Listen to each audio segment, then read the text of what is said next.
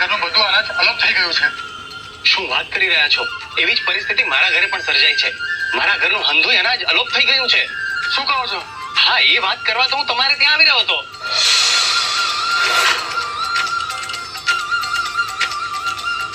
ભાઈ, તમારે ત્યાં થોડું અનાજ છે? આપો ને થોડું. અમારા બંનેના ઘરનું અનાજ કોઈ લઈ ગયું છે. અનાજનો એક દાણો નથી ઘરમાં. ભાઈ, અમારા ઘરમાં પણ તમારા જેવા જ હાલ છે. ભાઈ, અમારા ઘરમાં ભૂખે મરવાનું વારું આવ્યું છે. જો તમારા ઘરે પણ અનાજ અલગ થઈ ગયું છે.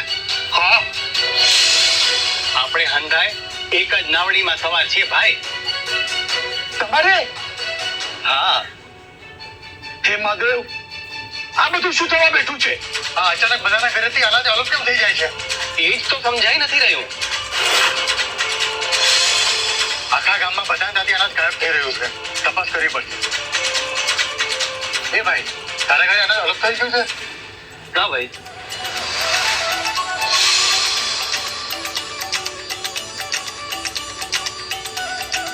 આ બ્રાહ્મણ નથી.